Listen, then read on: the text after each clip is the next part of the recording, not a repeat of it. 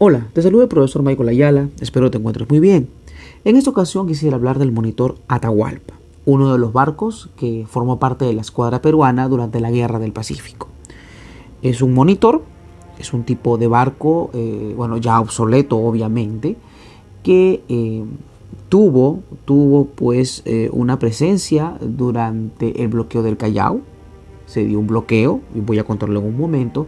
Y bueno, está cargado de historia, aunque la información está dispersa en las redes. He querido ahora juntarla y sistematizarla a través de este podcast.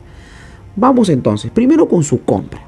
¿Sí? Estamos en el año 1868 y el gobierno de José Balta quiere comprar dos monitores a Estados Unidos.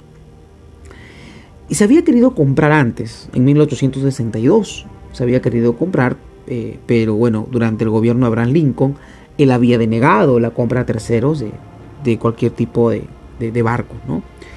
En 1866 estábamos el Perú y Sudamérica en el conflicto con España, que quería recuperar sus colonias, y una idea era comprar dos monitores que bombardearan colonias españolas, ¿no? Básicamente en el mar del Caribe. No se dio. Y se pospuso la compra hasta el gobierno de José Balta de 1868, presidente del Perú, que hizo una gran inversión en ferrocarriles que al final fue un completo fracaso. En fin, vamos a hablar del monitor. El monitor fue diseñado por Ericsson. Intenta contrarrestar al blindado confederado Virginia, ¿no? Era un blindado que quería romper un bloqueo que en este caso la Federación estaba haciendo, y esa fue la intención, digamos, ¿no? Un barco alternativo. La cuestión es de que el monitor tiene algunas novedades. Primero, usa una torre con cañones, ¿no? Y su construcción tiene poca elevación. Es decir, cuando uno ve al monitor, lo que ve la torre blindada, ve la chimenea de vapor y ve los tubos de ventilación, pero no ve más. Y bueno, durante la guerra de secesión, ¿no? El ingeniero Ericsson diseñó más monitores, ¿no? Básicamente de ríos y de defensa de la costa. Así que se realizan modelos, ¿no? Básicamente 6: el Passaic, el Canonicus, el Milwaukee, el Casco, el Miantonovo y el Kalamazoo. Pero nos interesan los Canonicus, ¿no? Que son la evolución o la versión mejorada de los Passaic. Así que en estos modelos canónicos hubieron 9 barcos: el Canonicus, el Saugus, el Tecumseh, el Manhattan, el Mahopac, el Wyandotte, el Ajax, el Katagawa y el Oniota. Y el detalle es de que el modelo Canonicus va a tener mayor blindaje. Sus baterías van a ser más uniformes y van a tener armaduras en la base de la torre. Estos monitores canónicos tenían 2100 toneladas, 350 caballos de fuerza, teóricamente una velocidad de 8 nudos, pero eso es en la teoría, porque eso no se cumplió. Blindaje de 3 a 5 pulgadas, según el lugar de la nave, y una tripulación de 100 hombres, ¿no? Esto es, digamos, los datos básicos del Canónicos. Ahora, aquí comienza ya la historia para el Perú, porque el Catawba y el Oniota, ¿no? Estos monitores habían sido construidos por la empresa Alex Swift y Niles Works en Cincinnati, en Ohio. Y hubo un contrato de esta empresa con la Marina de los Estados Unidos en septiembre de 1862. Es así que el Catawba fue lanzado el 13 de abril de 1864. El Oniota fue lanzado el 21 de mayo de 1864, o sea, ahí nomás, cerquita. Bueno, ambos ya se completan totalmente el 10 de junio de 1865. Y fueron destacados a la reserva del ejército de los Estados Unidos, de la Marina de los Estados Unidos. Y después fueron dados de baja. Es una cuestión bien interesante porque son dados de baja y luego son revendidos. Estos monitores son revendidos a la misma empresa que los compró, ¿no? Vale mencionar que tenían un par de cañones muy potentes, los cañones Dahlgren de 500, que eran muy poderosos, ¿no? Es decir, los monitores no eran una mala inversión en cierto sentido. Así que en cierta medida algunos van a considerar que el monitor tenía funciones muy limitadas pero efectivas.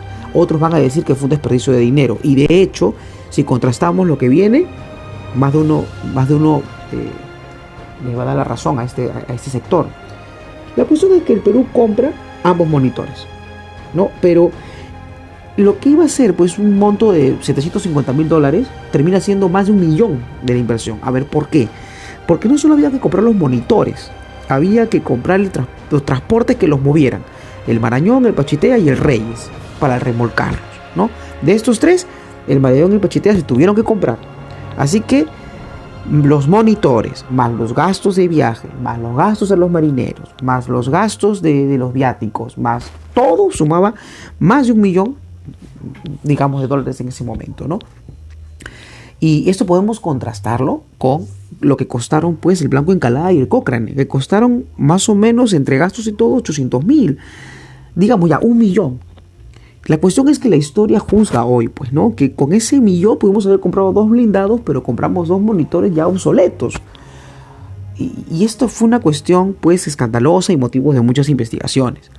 La cuestión es que a la Oñota se le bautizó como Manco Cápac, el primer inca, y al Cataguaba se le llamó el Atahualpa, el último inca, ¿no? ¿Quién fue el encargado de toda esta operación? Pues el comodoro Leandro Mariátegui. Camilo Carrillo y Juan Guillermo Moore fueron asignados pues a la misión de traer los barcos. Y aquí comienza pues una tremenda historia, ¿no? En enero de 1869 inicia el viaje de los monitores al Perú desde Nueva Orleans. ¿Y el viaje cuánto duró? Duró 15 meses, así como lo escuchan, 15 meses. Los barcos solo podían navegar 5 días y luego había que reabastecerlos. O sea, imagínense ir navegando de 5 en 5 más la remolcada y todo lo demás. Una revista de la época cuenta que los marinos, al ver pues mover a los monitores, decían: ahí van los peruanos en sus ataúdes de hierro, ¿no? Y era curioso porque los monitores solo estaban a 12 pulgadas del agua. O sea, quiero que se imaginen la terrible sensación de los marinos movilizando estos monitores que están pues viajando al ras, casi al ras del agua, ¿no? Bien, y aquí quiero destacar el aporte pues de Pedro Sapunar Péric, un historiador, un hombre, un ingeniero civil, pero un apasionado pues también de la historia, y él nos da algunos detalles, ¿no? El 9 de marzo de 1869, o sea, en la travesía se hunde el Reyes, un remolcador se hunde mientras remolcaba la Manco Cápac. Mueren pues 7 marineros y esto ocasiona una crisis de provisiones, ¿no? Los monitores tienen que alojarse en la Cuba rebelde, la Cuba que estaba en contra pues del dominio español, y el jefe local pues le da provisiones, ¿no? El Atahualpa se va a dirigir a Inagua, ¿no? Al final, con muchos problemas, los buques van a cruzar el Caribe en medio pues de una crisis, llegan hasta Río de Janeiro. Llegó a un nivel tal de problemas hasta económicos que los mismos capitanes van a tener que agenciarse sus propios pecunios, su propio dinero, provisiones para la tripulación y combustible, y bueno, el carbón en todo caso, ¿no? El carbón. Era terrible la situación, porque tenían que viajar evitando que se hundan y evitando pues malograr la inversión que se había hecho. La cuestión es que llegan a Río de Janeiro y va a llegar pues el capitán Manuel Ferreiro, ¿no? Para hacer las gestiones para poder seguir con la marcha. El 12 de diciembre de 1869 parten a Montevideo. Y aquí es importante mencionar a Enrique Palacios, que es uno de los personajes que forma parte pues de esta travesía de 15 meses. El 29 de enero de 1870, en el estrecho de Magallanes, llegan, ¿no? Al estrecho de Magallanes ambos barcos, ¿no? Uno más adelantado que otro, ¿no? En el camino esto se va dando. La cuestión es que fondea en Punta Arenas, en este caso el Atahualpa, ¿no? Y aquí va a morir ahogado un guardiamarina, una pérdida ahí triste por un error ahí de maniobrabilidad. Y ya para esto después el Chalaco va a remolcar el Atahualpa, y digamos va a remolcar al Atahualpa. El Chalaco es un transporte, ¿no? Pero no sin muchas complicaciones también, porque el Atahualpa va a arribar al Lao, ¿no? Y se queda sin carbón, y el chalaco tiene que ir a traer carbón, ¿no? Y luego lo lleva a Ancud, hasta que el 25 de marzo de 1870 el Atahualpa llega a Talcahuano. Es decir, que los chilenos lo miraron, ¿no? Quizás lo que más temían era la torreta. Es una torreta muy potente, ¿no? Pero en sí el barco es digamos, en una batalla de mar abierto, es casi inútil, ¿no? El 14 de abril de 1870, el Atahualpa, Manco Cápac y sus remolcadores, bueno, prosiguen su marcha. Ya se van adhiriendo ya en este momento, pues ya se van adhiriendo a la Unión, la Independencia, ¿no? Y ya son una flota más grande. Bueno, parten a Cobija, pero no pasan por Valparaíso. ¿Por qué? Porque querían evitar a Prado. Ya por unos acontecimientos que se han dado antes o se dan siempre, de tomar, digamos, blindados para luego tener control político, es que se evita esto. El 11 de mayo de 1870, bueno, llegan por fin a la isla San Lorenzo. Han pasado por Iquique, han pasado por Pisco y ya a la isla San Lorenzo, y ya esperan pues que la niebla se disipe para poder entrar ya al puerto, y Balta pues se sube al barco y la llegada pues genera una gran ovación, ¿no? Dos monitores nuevos, imponentes en sus cañones, generaron pues alegría y algarabía entre los hombres y mujeres que estaban en el puerto. Bien, 15 meses entonces, ¿no? El 11 de junio de 1870, ya formalmente está, ahora sí, ya instalado, ya colocado, pues, los monitores Atahualpa y Manco Cápac. Ahora, ¿cuál era su objetivo principal? En realidad fueron hechos para movilizarse en ríos fluviales, ¿no? Objetivos fluviales. Entonces, pero lo complicado del mar peruano hace que estos monitores se vayan deteriorando, ¿no? Y principalmente el Atahualpa. Ahora, en realidad, ya en la práctica, ya en el mar peruano, pues el Manco Cápac y el Atahualpa, lo mucho que podía aspirar es a navegar a 3.5 nudos, no más. Bueno, protagonismo del Atahualpa en la sublevación de Piérola, ¿no? 1877 hay una sublevación de Piérola. Ya saben de que yo toma el Huáscar y se moviliza, primero a Antofagasta, Pisagua, va subiendo, ¿no? con rumbo al norte, ¿no? En las épocas en las que Pisagua pues era una zona, digamos, más ligada a nuestros intereses. La cuestión es que este personaje Piérola, pues, como sabrán, había capturado el Huáscar, y en esta captura, ¿no? Genera pues una sublevación y se le asignan pues a 3 barcos a perseguirlo, ¿no? En este caso la Independencia, la Corbeta Unión y el monitor Atahualpa. Y comienza la persecución, pero el Atahualpa, que primero estaba marchando solo, luego va a tener que ser remolcado y luego va a tener que abandonar la lucha, porque simplemente pues no podía acercarse. Entonces ese fue su protagonismo en el Atahualpa, ¿no? Durante la sublevación de Piérola. Así de sencillo. De ahí llega la Guerra del Pacífico, 1879, ¿no? ¿Qué se reporta de Chile? Sí, tenía temor a los monitores, ¿no? Tenía temor a los monitores, ¿no? Pero en realidad es un temor que no tenía mucha base, según nos comentan de repente algunos historiadores, ¿no?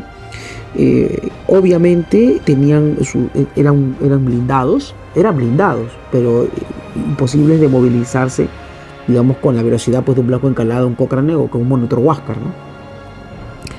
La cuestión es que en mayo de 1879, bueno, ya ahí cercano pues a la declaración de guerra, que fue en abril, la primera división peruana estuvo al mando de Grau, ¿no? Entonces zarpan del Callao hacia Arica, ¿no? Y en lo que están movilizándose los barcos, se malogra el monitor Atahualpa.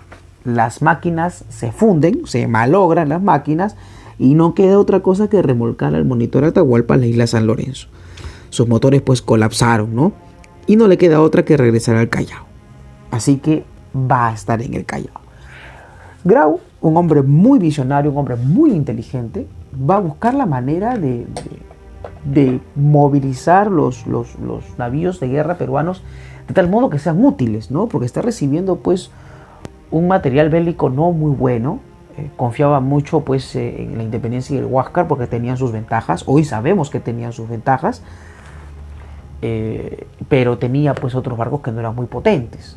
Pero podemos decir de que él diseña estrategias. Se da cuenta pues que el Manco Cápac y el Atahualpa no tienen velocidad, pero tienen potencia de fuego. Y aparte que son muy resistentes. Así que los va a usar como baterías flotantes. El Manco Cápac se va a ir hacia Arica, y de hecho va a tener una importante presencia en Arica. Y el Atahualpa va a ser pues una fuerza disuasiva en el Callao. ¿Ok? Muy bien, ustedes, no voy a contar aquí lo que pasa, el combate de Iquique, el combate de Chipana primero, luego el combate de Iquique, luego se van a dar una serie de correrías del Huáscar, ¿no? Los ataques también de la flota chilena a puertos y caletas, digamos, de Perú y Bolivia. Y bueno, Angamos, que es el inicio del fin de la guerra, ¿no? El Huáscar es capturado y la derrota del Ejército del Sur, ¿no? La caída pues del Ejército del Sur y el fin de esa campaña donde bueno, se pierde pues en San Francisco, se gana en Tarapacá, pero se pierde pues en el Alto de la Alianza, y ni hablar pues de lo que pasó en Arica, ¿no? También más adelante.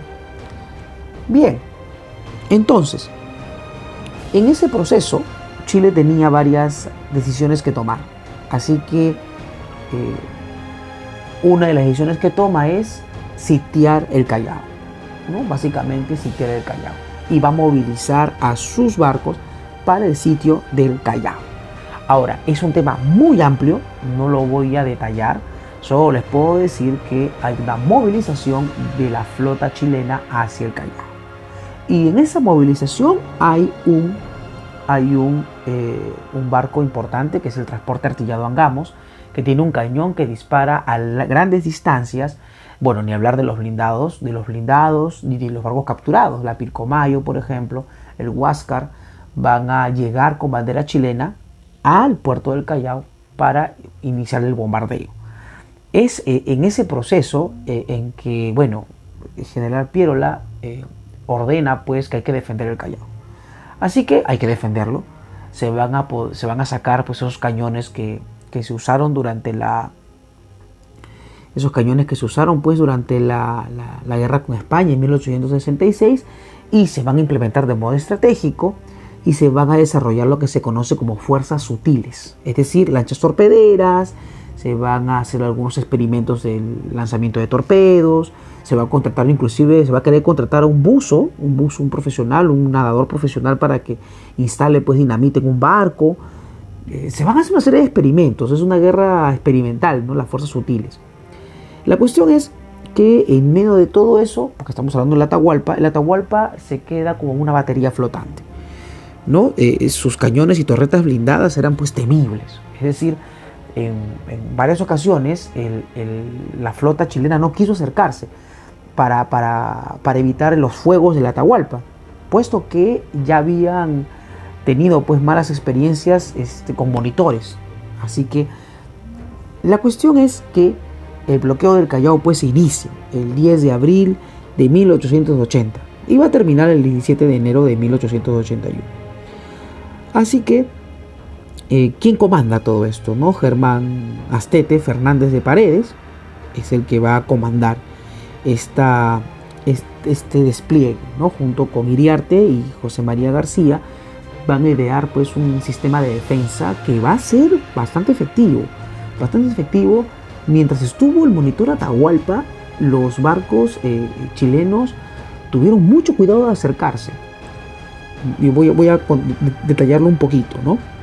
El 29 de mayo de 1880 hay un enfrentamiento, ¿no? Las lanchas torpederas salen, las peruanas, y salen pues con una vehemencia terrible, ¿no? Se enfrentan a las torpederas chilenas, y durante ese proceso el Atahualpa también sale, ¿no? Ya digamos con la poca potencia que tiene, pero en el momento que sale los barcos chilenos se retiran, ¿no?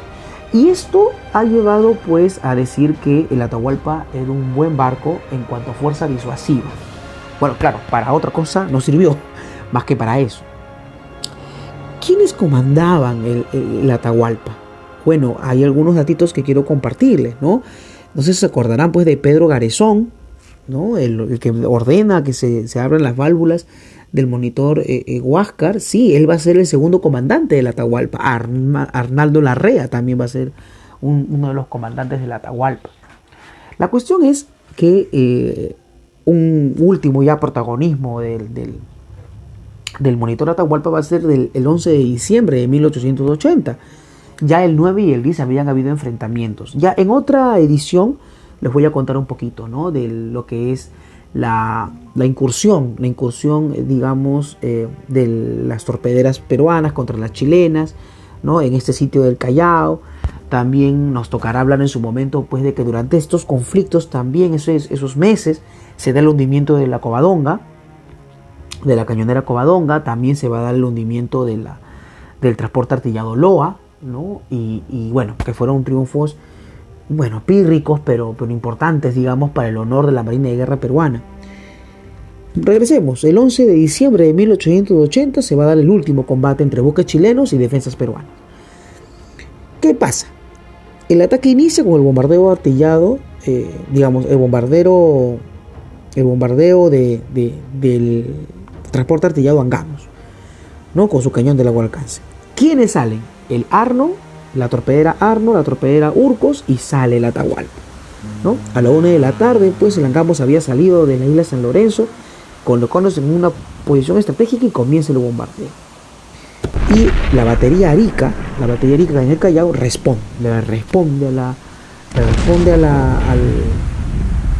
al Angamos, y aquí pues el Atahualpa avanza lentamente, pero avanza y se coloca en zona de tiro contra el Angamos. El Angamos se da cuenta, el Angamos se retira de la zona donde estaba, y en ese momento pues la escuadra chilena se da cuenta de la situación y tiene que ir pues al enfrentamiento, ¿no? En ese momento pues viene la Pilcomayo, que era peruana, la que había sido capturada por los chilenos, viene a respaldar al Angamos para que se retirara. ¿Por qué? Porque el Angamos tenía un cañón de larga distancia y era muy importante no perderlo. La cuestión es que el Arno y el Urcos se baten, ¿no?, con el respaldo del Atahualpa atrás. Dicen, vamos con todo. La cuestión es que ven esto, y ahí inmediatamente el Huáscar, la Chacabuco, Princesa Luisa y Toro atacan al Atahualpa. Y disparan, pero no le cae ningún disparo pues al Atahualpa, no le causan daño. El Arno al ver esta situación pues avanza lo más rápido que pueda, pero luego se tiene que retirar porque sabiendo que la escuadra se viene con todo, ¿no? La cuestión es que luego durante el enfrentamiento, ¿no?, el Atahualpa llegó a disparar solo dos veces, pero fue una fuerza disuasiva, ¿no? A las 4 de la tarde la escuadra chilena se retira, ¿no? ¿Por qué? Porque durante el combate el cañón del Angamos se desmontó, se cayó a las profundidades, y ya pues estaba totalmente vulnerable, ¿no? Y a raíz de esto pues la escuadra chilena se retira del combate. Habían pasado una serie de cosas más que les voy a contar en otra entrega. Hoy quiero hablar solo del Atahualpa. Bueno, la cuestión es de que el Atahualpa termina su último enfrentamiento, pues, ¿no?, es simbólico, ¿no? Logra responder a ataques del Huáscar y del Toro, ¿no?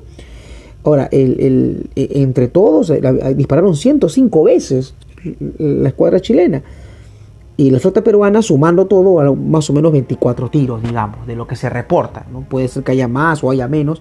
La cuestión es que el Atahualpa, pues, su presencia nomás impuso respeto, ¿no? Lo que le había pasado también a Manco Cápac en Arica. Bien, Atahualpa regresa sana y salva. Llega la información de que el Angamos pierde su cañón de larga distancia, y esto hace que, según Jonathan Saona, que se detenga el bombardeo. Se detiene el bombardeo del Callao, y curiosamente va a ser ya el último enfrentamiento propiamente dicho. propiamente dicho, ¿no? Esto pues ocurre pues el 11 de diciembre de 1880 y el, el, el hecho, digamos, creo que causa, bueno, honra, ¿no? Para los marinos del Atahualpa, para aquellos que estuvieron en el Atahualpa. Ya para este momento, pues, de confrontación, ya estaban civiles, oficiales, marinos, ya las cadenas de mando no estaban muy claras, ya la Marina de Guerra del Perú, digamos, vivía pues una crisis porque había perdido muy buenos elementos. Pero se puede decir o podemos concluir que de alguna u otra manera el Atahualpa fue estratégicamente bien utilizado. Si bien no tuvo una victoria contundente, su presencia más la de los cañones desplegados pues en el Callao van a ocasionar pues una retirada de parte de los blindados chilenos, en este caso de la flota chilena. Pero claro, obviamente esto fue una cuestión ya también del lado de Chile estratégica, ¿no? Si no se dan cuenta de que no va a ser posible por el Callao entrar tan fácil, y bueno, viene la invasión por tierra, ¿no? Esto es una historia conocida a través de Pupusán, Alurí, se van a ir moviendo, bueno, viene lo que sería pues la guerra, digamos, la campaña de Lima, en la que las tropas peruanas van a perder terriblemente, ¿no? Tuvieron oportunidad de victoria en algún momento, muy pequeña, pero tuvieron su momento, pero al final van a ser pues despedazadas, ¿no? Y bueno, con todo lo que vino después, con los saqueos, eso hay que decirlo, con el perdón pues de quienes se puedan sentir un poco dañados, ¿no? Hubo pues masacre, bueno, como en toda guerra, como decían algunos historiadores, ¿no? Martín Monsalve y Luis Torrejón, hubo en ambos bandos repase, o sea, asesinatos de gente que estaba herida. Así que voy a dejar ahí ese tema para concentrarme en el Atahualpa, porque el 17 de enero, ya con las noticias de las derrotas del ejército, se da la orden, pero le da la orden de hundir los barcos y destruir los cañones. Se le da la orden, pues, José María García, que es uno de los responsables, ¿no? Junto con Iriarte y Germán Astete, ¿no? Bueno, básicamente José María García e Iriarte reciben la orden de hundir los barcos. Y esto no lo ven de buena gana, ¿no? A las 4 de la mañana se inicia el proceso del hundimiento, ¿no? Bueno, primero se usan pues la pólvora para reventar todos los cañones, para que no caigan en manos enemigas. Y la flota, la flota se organiza todo para hundir la flota.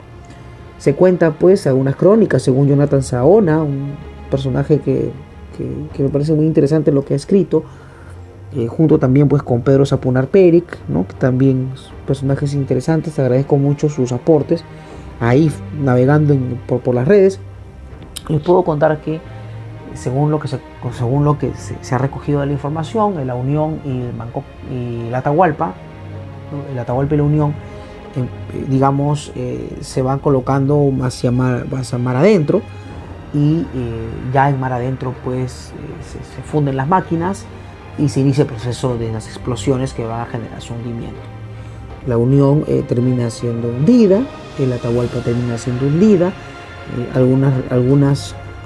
Algunos periódicos y revistas de la época cuentan de que se podía ver la bandera al tope, ¿no? La bandera al tope, y mientras hundía el barco pues se terminó viendo la bandera que al ras del agua. La cuestión es de que, bueno, no solamente esos barcos, el transporte Chalaco, el Rímac, ¿no? Que había sido capturado por Miguel Grau, y otros barcos más van a ser el pequeño vapor Talismán, y otros más van a ser hundidos. Y así termina pues la flota, ¿no? La flota peruana termina así, el Atahualpa termina así, ¿no? Termina hundido, sin mayor protagonismo en cierto sentido, pero quizás exitoso como fuerza disuasiva, ¿no? Estratégicamente fue importante colocarlo ahí. Grau tuvo sus razones para colocarlo en esa posición, pero al final termina hundido. Y termina la guerra, pues, ¿no? Bueno, termina la guerra en todo caso en la parte marítima y en la parte de Lima, ¿no? La guerra va a continuar, hay muchos marinos, oficiales de la Marina y civiles que estuvieron apoyando, digamos, en la defensa del Callao, que van a movilizarse junto con Cáceres para defenderse, para iniciar la resistencia en la sierra. Y eso es lo que les puedo contar de la Atahualpa. Sé que hay muchos vacíos de información, otras cosas más que tendremos que seguir indagando sobre sus tripulantes, pero ya será pues motivo de repente de otras investigaciones. De alguna u otra manera espero que esta información respecto a la Atahualpa y a su protagonismo haya podido ser de utilidad para ustedes, y los invito también, ¿no? Si ustedes tienen fascinación por la historia o tienen información adicional de la Atahualpa, por ejemplo, quiénes fueron sus tripulantes, ¿no? Esta es una información que imagino que es clasificada de la Marina de Guerra del Perú, pero bueno, de repente creo que es momento de compartirlos. Gloria y honor a los marinos, los capitanes y los oficiales, bueno, disculpen el orden, que no es jerárquico, del monitor Atahualpa, que si bien no fue una compra muy feliz para la Marina de Guerra del Perú, sí podemos decir que quienes lo comandaron durante la Guerra del Pacífico no tuvieron temor en enfrentar pues al enemigo, y creo que el enemigo también en su momento supo honrar a esto. Un saludo pues a todos aquellos que se apasionan por la historia, un mensaje a todos aquellos que trabajan ese tema: por favor, trabajémoslo sin rencores, trabajémoslo sin subjetividades, aunque a veces es inevitable, ¿no? Veamos el lado objetivo de la historia, entendamos que las fronteras bien son políticas, pero la cultura la compartimos de alguna u otra manera todos. Pero siempre es bueno pues recordar la historia, recordar los hombres que lucharon por aquello que creían que era verdadero, y al final nos dejan como lección que en tiempos de crisis hay que saber tomar decisiones, y una de las decisiones es la defensa de la patria. Bueno, son otros tiempos. En estos tiempos ya los nacionalismos no pueden verse como los estamos viendo. Tenemos que contemplarlos de otra manera, ¿no? Ya pensando en un proyecto más grande, en un proyecto sudamericano o en un proyecto pues global, frente pues a los enemigos que tenemos que enfrentar en este tiempo, ¿no? que siguen siendo los enemigos: la ignorancia, la pobreza, la miseria y todo lo demás. Bueno, que ustedes ya conocen. Gloria y honor a los oficiales, a los marinos y a todos aquellos que formaron parte pues del monitor Atahualpa. Que les vaya muy bien, cuídense mucho, ya nos vemos.